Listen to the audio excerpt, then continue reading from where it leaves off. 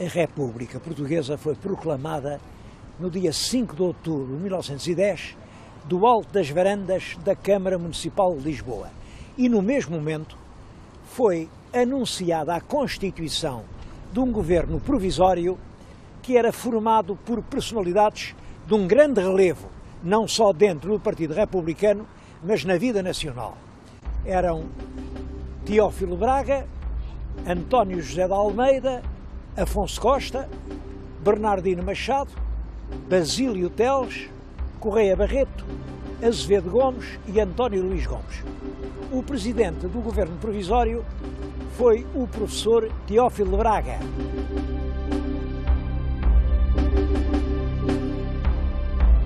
A República era contra o rei, era contra a Igreja, mas não tinha assim projetos concretos. Em 28 de maio de 1911 fazem-se as eleições para a Assembleia Nacional Constituinte. A Constituição foi feita rapidamente, era uma Constituição de tipo parlamentarista e submetia o governo ao apoio de uma maioria que parecia muito sólida. A verdade é que essa solidez desmoronou-se rapidamente.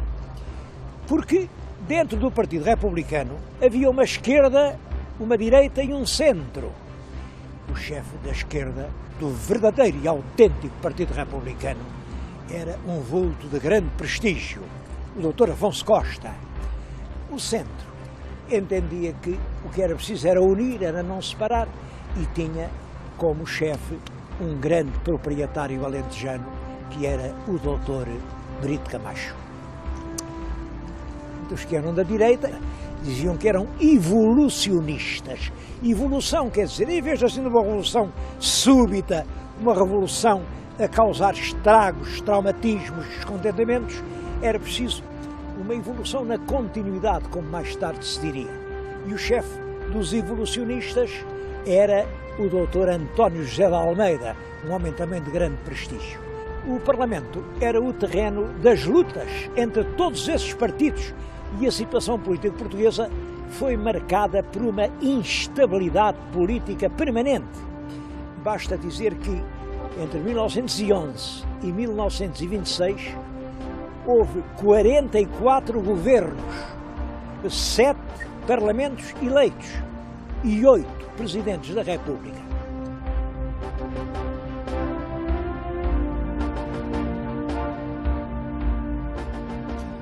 De todos os governos da Primeira República, o que deixou uma obra mais importante foi o primeiro governo, o governo provisório. Bom, e isso porque esse governo não tinha que enfrentar uma oposição parlamentar.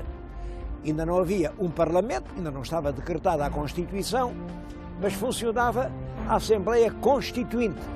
É desse tempo a Lei de Família, que vem reconhecer os direitos dos filhos ilegítimos, a Lei do Registro Civil, que permite o casamento sem intervenção da Igreja, a Lei do Divórcio, a Lei da Separação da Igreja e do Estado, que veio consagrar a ideia de que o Estado é laico e a Igreja é uma instituição livre, mas privada, e que, portanto, tem de se bastar a si própria sem o apoio do Estado.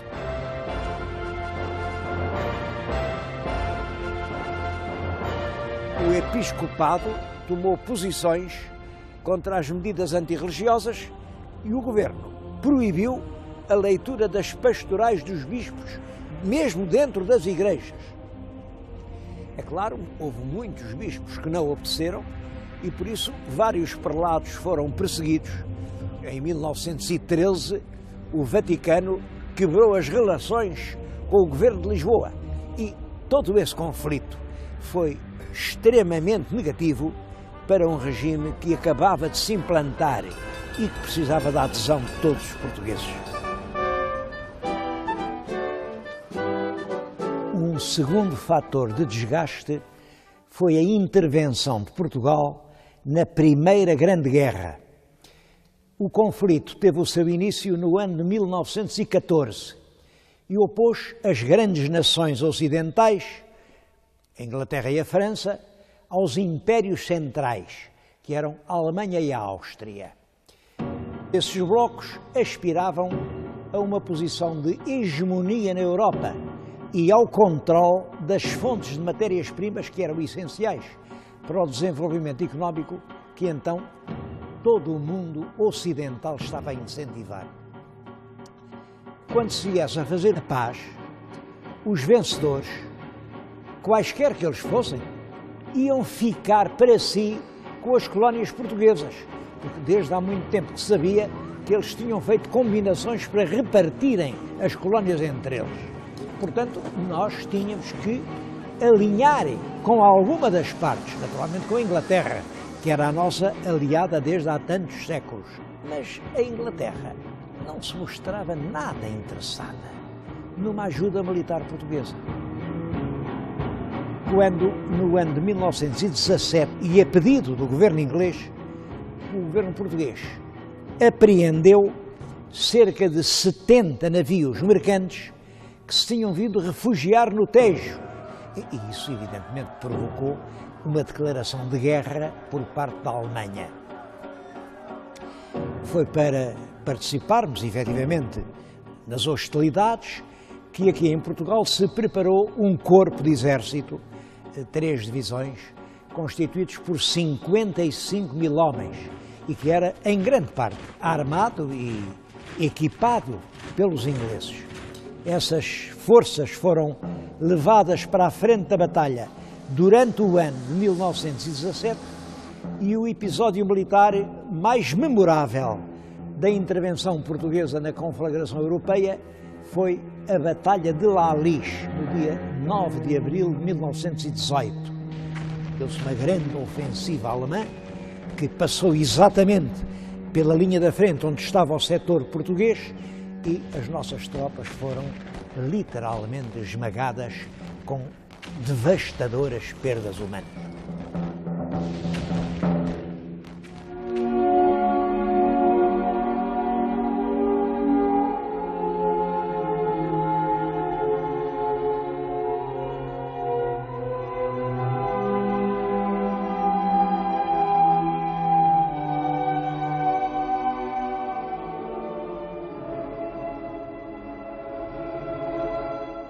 Foi nesse momento de grande ansiedade moral que se registaram as aparições de Fátima, que começaram no dia 13 de maio do ano de 1917.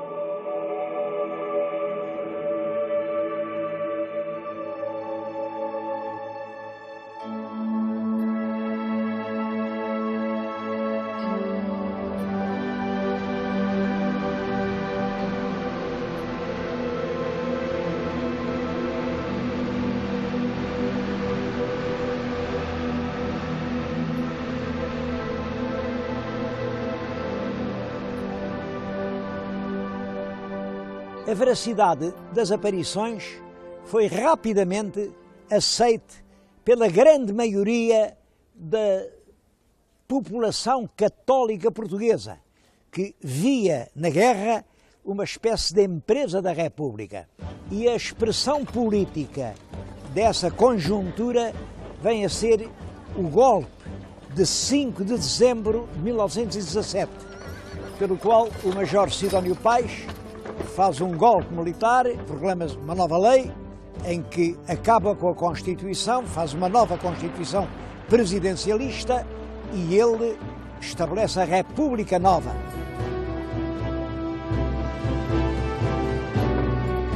As características da República Nova é um regime em que se mantém realmente a forma republicana, mas uma forma republicana apoiada nos grandes setores da maioria conservadora do país.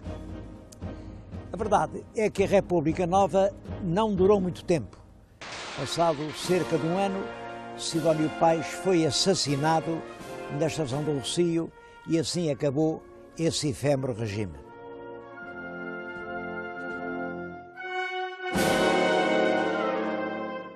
Com a morte do presidente Sidónio, voltou-se à vigência da Constituição de 1911 e foi eleito Presidente da República o almirante Cândido Castro. mas não tardou que se regressasse ao clima de instabilidade partidária. Em 11 de novembro de 1918, os alemães pediram o armistício e Portugal foi admitido à Conferência de Paz entre as potências vencedoras. Mas a verdade é que o pós-guerra teve consequências muito graves na economia do nosso país.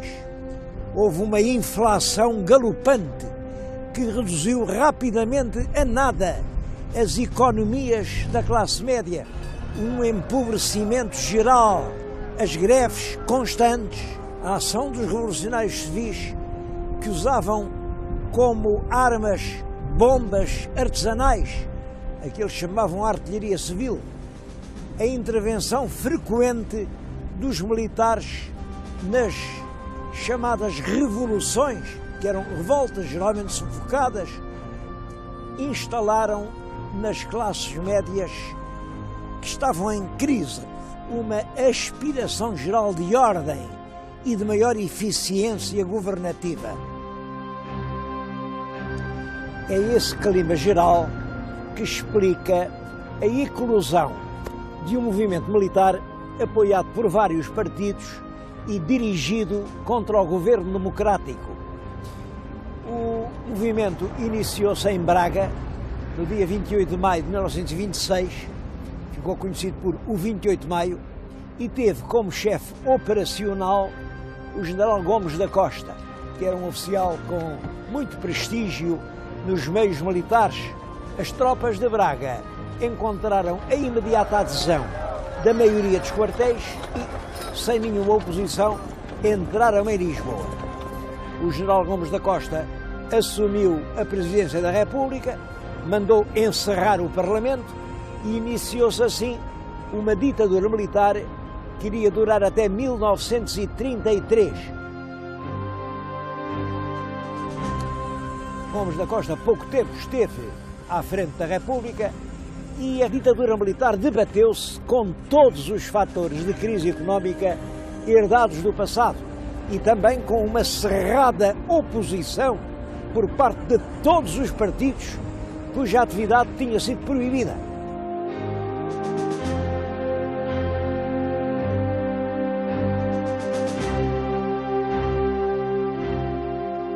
O problema financeiro era especialmente agudo, porque o recurso aos empréstimos na banca estrangeira era dificultado em 1928 pela ação dos imigrantes políticos que protestavam lá que Portugal não satisfaria as responsabilidades de qualquer empréstimo que fosse contraído, visto que o país não estava em plena legalidade democrática.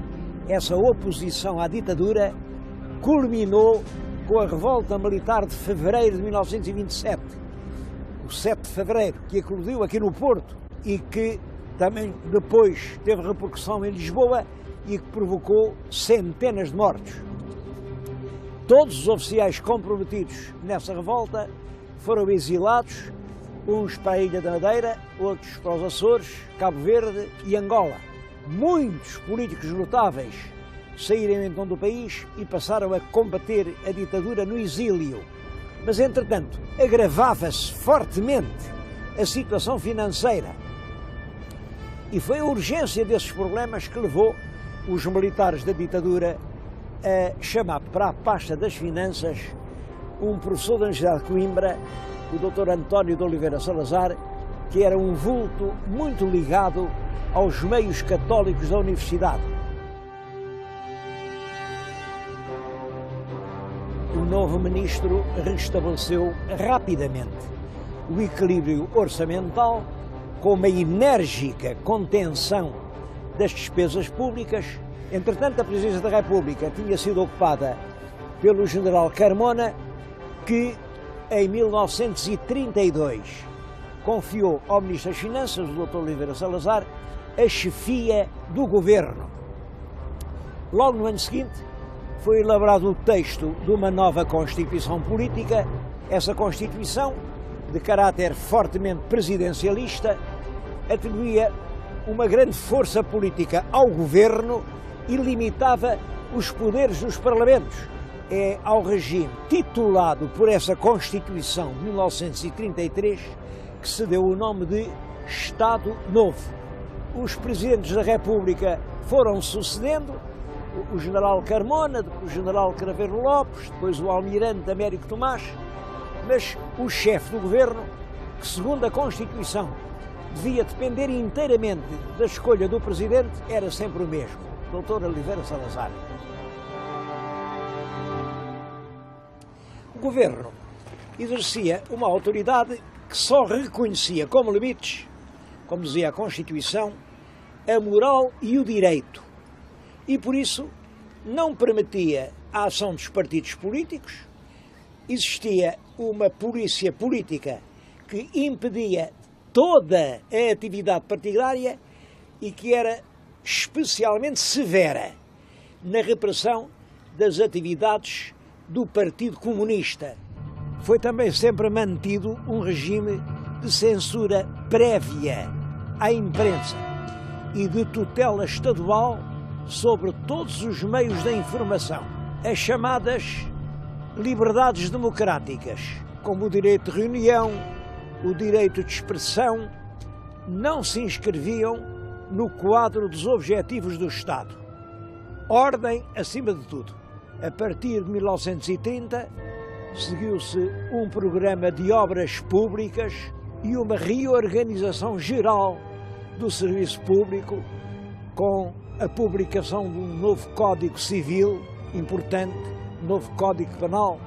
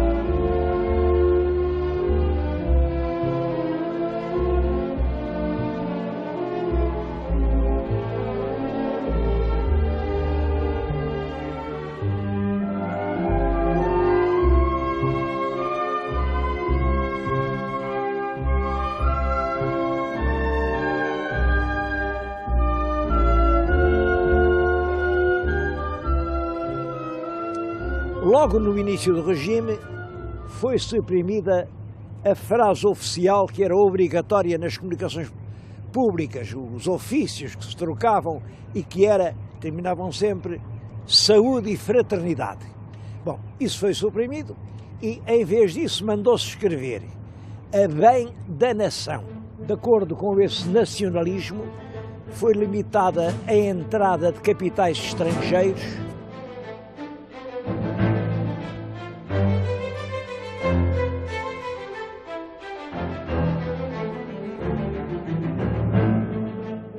Portugal definiu uma posição de rigorosa neutralidade durante a Segunda Grande Guerra Mundial.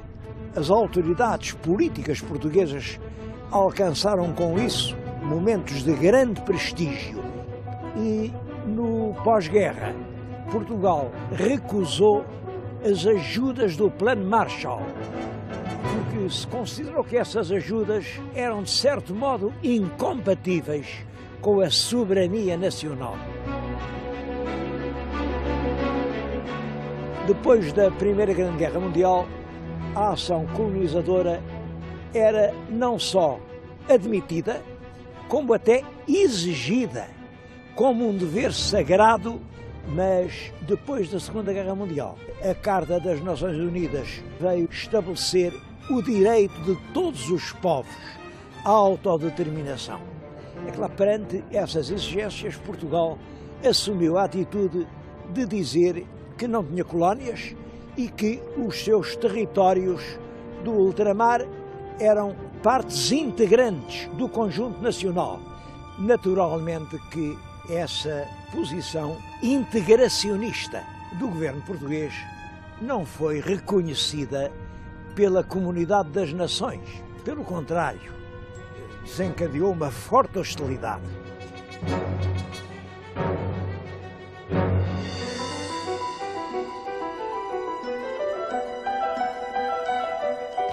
O primeiro grande golpe sofrido por essa política do Estado Novo deu-se no ano de 1961 e foi a invasão dos territórios de Goa, Damão e Diu, que formavam o Estado português da Índia.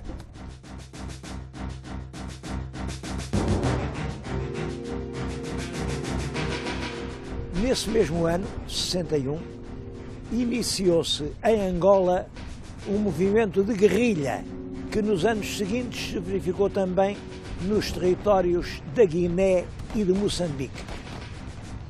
Esses movimentos dispuseram desde o início de um grande apoio internacional e sabia-se que quer os Estados Unidos da América, quer a União Soviética apoiavam e forneciam armamento e apoio diplomático aos movimentos da guerrilha. Isto criava a Portugal uma situação extremamente difícil. Durante 13 anos, Portugal manteve uma guerra nas 3 frentes africanas, de Guiné, Angola e Moçambique.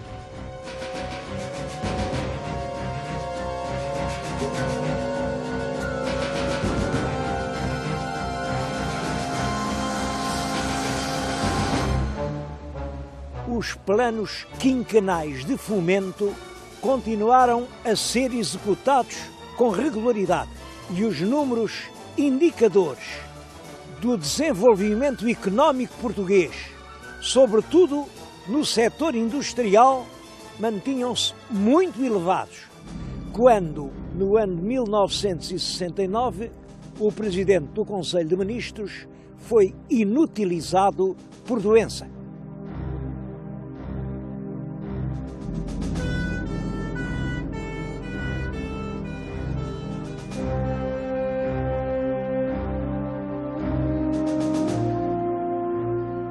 O Presidente da República, Almirante Américo Tomás, ouviu as chefias militares, convocou o Conselho de Estado e nomeou o novo chefe do governo, o professor Marcelo Caetano. Era um dos vultos mais ilustres do regime. Chamavam-lhe o Delfim do regime, porque se via nele o continuador da obra de Salazar. A verdade é que, por outro lado, a continuação do salazarismo sem Salazar aparecia para muitos responsáveis como um projeto impossível. Entre as fórmulas lapidares em que o Dr. Salazar concretizou um pensamento cuja riqueza igual à pré-naturalidade, encontra-se aquela frase tão divulgada e tão verdadeira, bem adequada a esta hora: todos não somos demais para continuar Portugal. Os setores políticos que aspiravam a uma mudança das instituições num sentido democrático julgaram que essa oportunidade tinha chegado com a subida ao poder do professor Marcelo Caetano. Foi essa ilusão que deu origem à expressão a Primavera Marcelista, uma expressão que fez carreira e muitos políticos confiaram que o novo chefe do governo ia restabelecer a política dos partidos, ia acabar com a polícia política, ia pôr termo à censura prévia e ia, sobretudo, acabar com a guerra do ultramar, dando independência às províncias ultramarinas. Marcelo Caetano mostrou sempre, em relação a todos esses problemas, uma posição cautelosa e ambígua e adotou como lema do seu governo esta frase: evolução na continuidade. Mas os governantes têm de ponderar as repercussões das questões umas nas outras. são forçados a encarar os vários aspectos de cada caso, porque as resoluções que derem às questões vão de ajustar-se ao interesse geral. Eis o que eu gostaria de ver compreendido pela generalidade dos portugueses. Marcelo Caetano pretendeu, até ao fim, manter o apoio dos partidários da continuidade, que eram todos os quadros políticos do antigo regime, e, ao mesmo tempo, ter por si os defensores da mudança, que eram representados pelos expoentes das correntes progressista e democrática. Sob o ponto de vista material, o país continuou o ritmo de progresso que vinha desde as décadas anteriores. E são, em especial, da responsabilidade do Dr. Marcelo Caetano, alguns projetos ambiciosos e grandiosos, como a barragem da Cabora Bassa, que devia ser a maior central hidroelétrica de toda a África. O polo industrial Sines, que foi planeado para refinar as ramas do petróleo de Cabinda, tornando-se assim um dos grandes centros energéticos da Europa. Ou a barragem do Alqueva, com a qual se tencionava irrigar uma grande parte do Alentejo, ou a irrigação da Cova da Beira, ou vários outros projetos que realmente representam uma grande vontade de modernizar o país.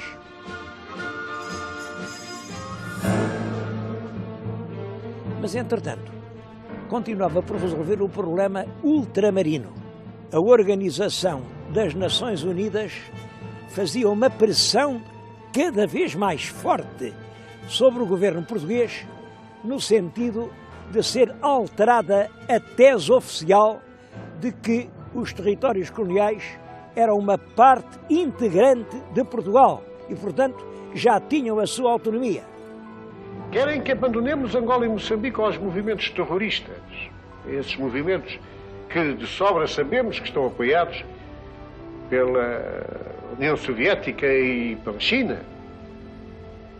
Querem que entreguemos os portugueses que lá vivem, e muitos dos quais têm ali tudo quanto possuem. Querem que os entreguemos à discrição dos seus inimigos, dos nossos inimigos. Querem que desistamos da obra de fomento e de civilização que presentemente está em curso, traduzida por uma admirável pujança de trabalho e iniciativa que a segurança dada pela presença da soberania portuguesa desencadeou e mantém. As forças da direita não aceitavam nenhuma modificação a esse respeito e, por isso, o próprio Dr. Marcelo Caetano fez tímidas aproximações no sentido de dar satisfação às pressões internacionais. E o derrube do regime de Lisboa foi, a partir de certo momento, considerado como a única forma de se conseguir uma mudança do governo português quanto às colónias.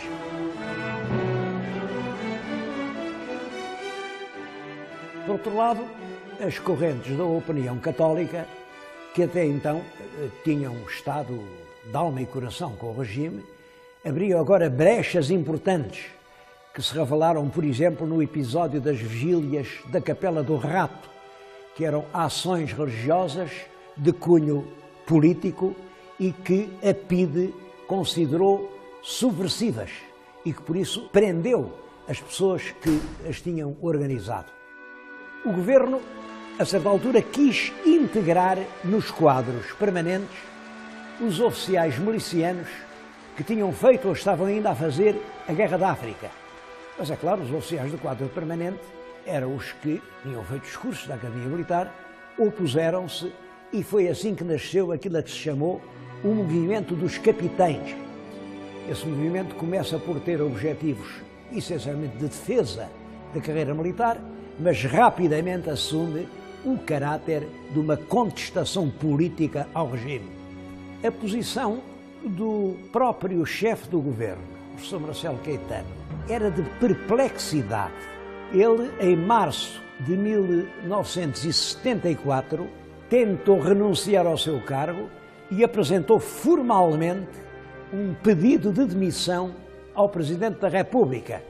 A justificação é que era ele o responsável pela ordem que o Ministro da Defesa deu para se publicar o livro do General Spínola e que isso tinha sido um erro e quem faz erros deve pagá-los. A verdade é que estavam em curso já movimentos militares e mesmo nesse mês de março, um movimento que parte das Caldas Rainha vem abortar já às portas de Lisboa.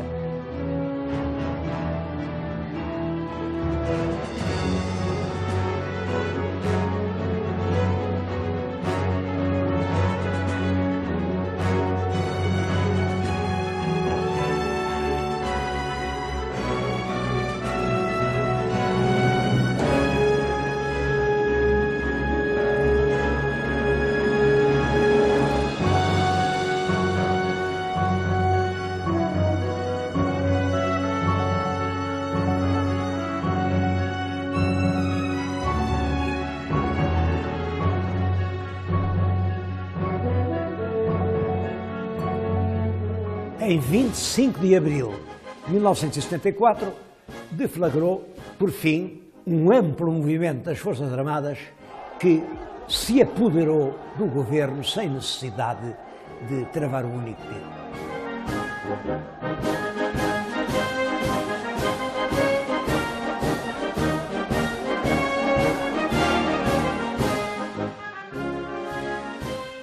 Estou a falar nisto num local que está diretamente relacionado com os acontecimentos. É uma sala no Regimento de Engenharia 1, na Pontinha, aqui nos arredores de Lisboa, e foi esta sala que serviu de posto de comando das operações. Estão aqui os próprios telefones de que os oficiais se serviam para dar as suas ordens às várias unidades. Tenho aqui a fotocópia do plano das operações. É um documento pormenorizado, que é da autoria do Major Otelo Saraiva de Carvalho. Tenho aqui os comunicados que daqui mesmo se foram fazendo à imprensa, da autoria do Tenente-Coronel Lopes Pires.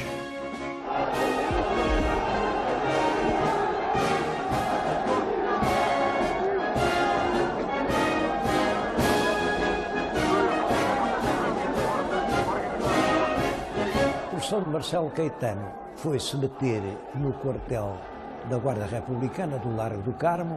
O Presidente da República ficou em Belém, mas ambos foram presos e levados pelo movimento triunfante para a Ilha da Madeira e mandados seguir, pouco depois, para o Brasil, onde se fixaram. O Presidente Tomás ainda regressou a Portugal, o Dr. Marcelo Caetano morreu no seu exílio.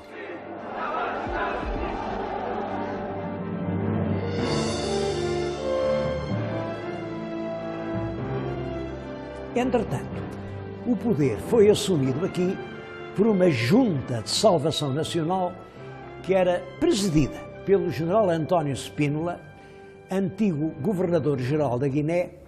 Ao fim do mês foi escolhido o primeiro chefe do governo, o professor Adelino da Palma Carlos, um antigo diretor da Faculdade de Direito de Lisboa e que era considerado um representante moderado do pensamento democrático. Mas a autoridade do governo foi, desde o início, partilhada pelo MFA, Movimento das Forças Armadas, que aglutinava os militares que reivindicavam uma posição importante na revolução que eles próprios tinham feito. As forças de esquerda eram lideradas pelo Partido Comunista e vieram a criar o conceito de Aliança Povo-MFA.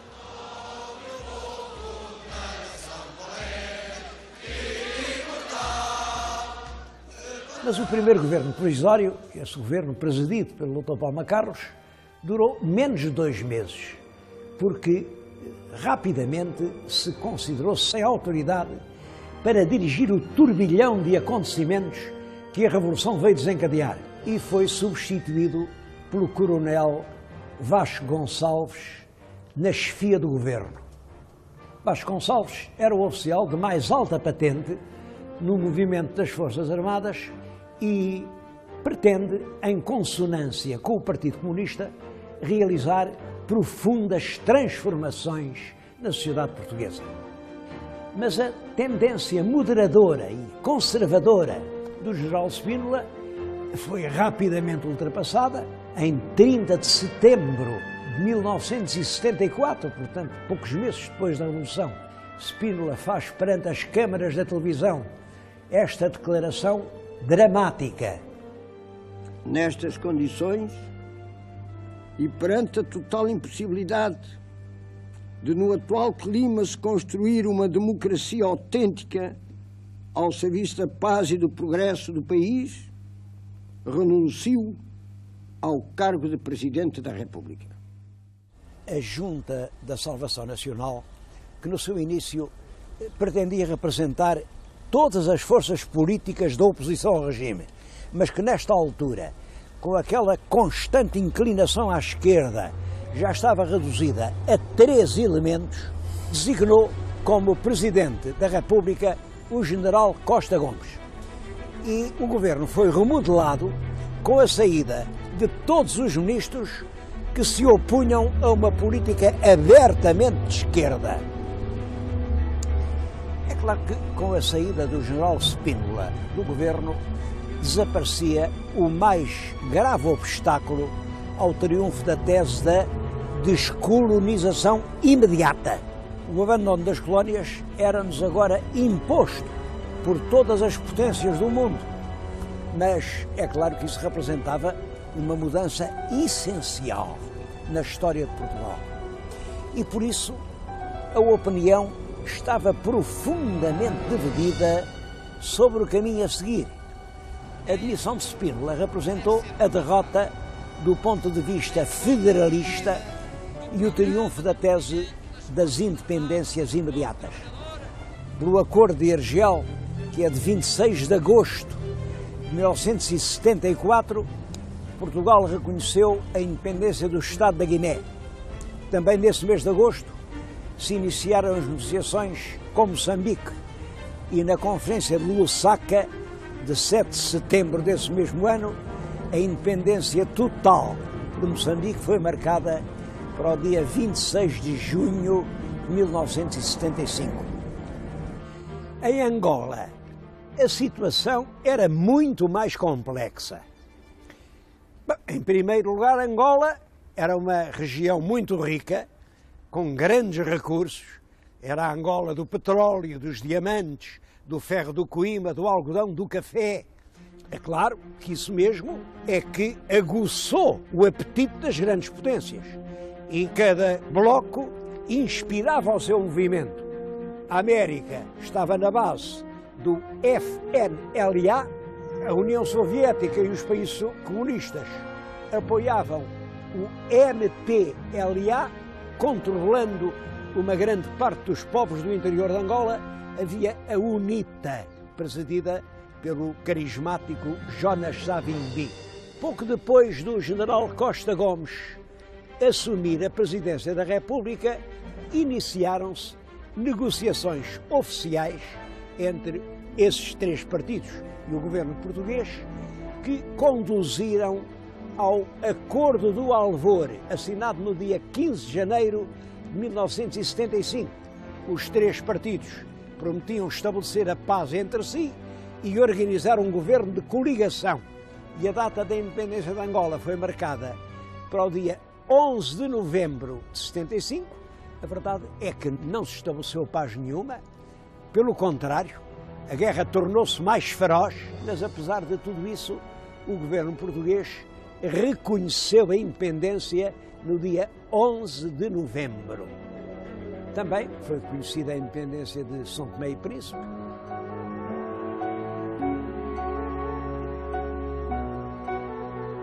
Esse processo da independência dos domínios ultramarinos teve alguns momentos muito dolorosos.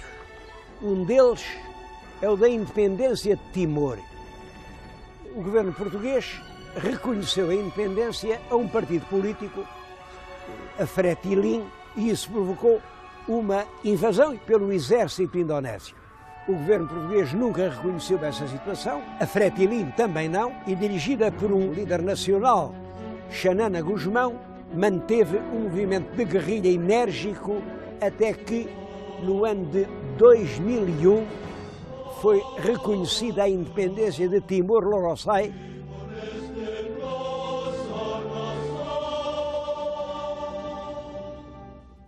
Macau teve um destino diferente. Portugal veio a transferir a soberania do território para a República Popular da China no dia 19 de dezembro de 1999. É realmente o último ato da liquidação do Império.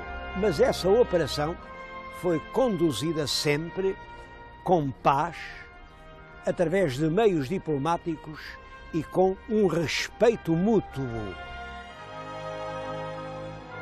Entretanto, em Portugal, a Revolução prosseguia no sentido da implantação de uma república popular, de uma sociedade sem classes, isto é, num sentido nitidamente antiburguês e revolucionário. Por isso, ainda antes de elaborar a Constituição, o governo começou a decretar reformas de fundo, a nacionalização das empresas, a reforma agrária com a expropriação das grandes propriedades agrícolas,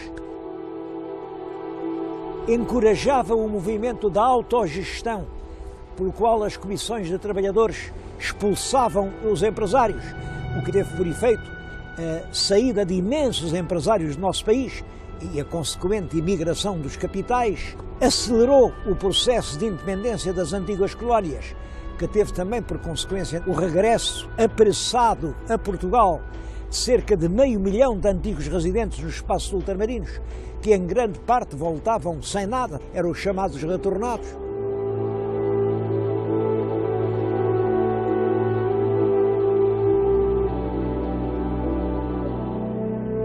O problema da pluralidade ou unidade sindical conduziu depressa à ruptura da aliança entre o Partido Socialista e o Partido Comunista. Dizia-se que se preparava uma matança da Páscoa, com a execução sumária de 1.500 pessoas.